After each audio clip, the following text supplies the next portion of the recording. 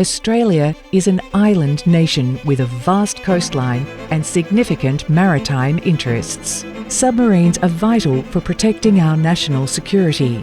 In the late 1970s, the Australian government identified the need for a sovereign submarine manufacturing capability in order to reduce our dependence on foreign suppliers and governments. Constructing submarines was considered a complex and daunting task for any nation. Building that in country and building the infrastructure to be able to support it in country has been a huge positive growth for the nation in terms of its industrial base. In 1985, ASC was established as the Australian Submarine Corporation and was selected to build a new class of submarine to replace the ageing Oberon-class fleet. On the 3rd of June 1987, the government and ASC signed what was then Australia's largest ever defence contract to build 6 new conventional Collins-class submarines.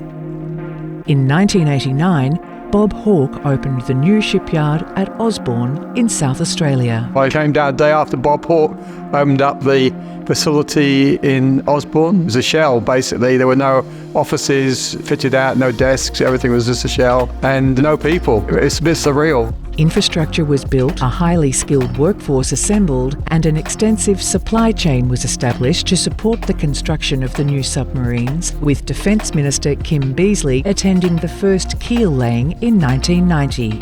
So the first keel laying ceremony was the first official ceremony we had, and I remember having a politician on site of that ilk. Was really, really exciting, and ASC spruiked up the day and it was an exciting day for the company. In 1992, ahead of the new submarines being delivered, ASC partnered with the Royal Australian Navy to deliver submariner training at the Submarine Training and Systems Centre at Garden Island in Western Australia. Submarines are the most complex technical assets, and they therefore demand the highest levels of training. The first of Class HMAS Collins was launched in 1993 and was delivered to the Royal Australian Navy in 1996. The Collins class subs were named after prominent and distinguished sailors and officers from World War II. The first Collins class launch, which was HMAS Collins, was a really, really exciting day. It was a family day. The place was just a buzz, packed with dignitaries, different suppliers and families, which was great. You got to bring your families to where you work, and it was such a historic day. HMAS Farncombe followed in 1997, HMAS Waller in 1999, HMAS Deshano and HMAS Sheehan in 2000, and the final submarine in the fleet, HMAS Rankin, was delivered in 2003. In that same year, ASC's role of maintaining the submarines was formalised with a through-life support maintenance contract. Deep, long-term maintenance, known as full-cycle dockings, are undertaken at Osborne. It happens every 10 years and is scheduled to take 2 years. Basically, the submarine is completely refurbished. The submarine is blasted and repainted, as well as the hull is cut in order to take out some of that equipment so that we can refurbish them. The submarine also undergoes a mid-cycle docking, and that takes place at ASC West at Henderson.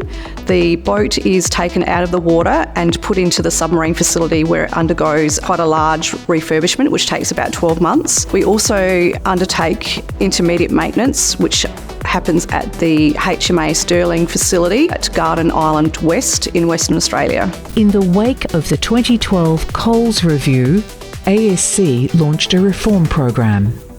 What the Coles Review achieved was working with the Navy, Department of Finance, the Department of Defence and our supply chain to become world-class with maintenance availability.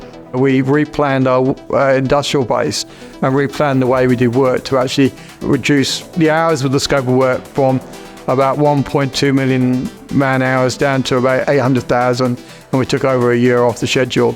It makes me extremely proud how we maintain the high standards of the Collins class submarine and the material availability for these submarines, ensuring that they're all ready to go when the Navy need them. The Australian government has announced its intention to acquire and build nuclear-powered submarines in the 2030s and beyond. In the intervening period, ASC will ensure that the Royal Australian Navy continues to operate a potent, conventional submarine capability. Our role is to make sure that that capability is viable, capable and safe for the nation's Navy. The Life of Type Extension Program, or LOTE, will extend the service life of all 6 Collins-class submarines into the 2030s, with the first submarine commencing its Life of Type extension in 2026.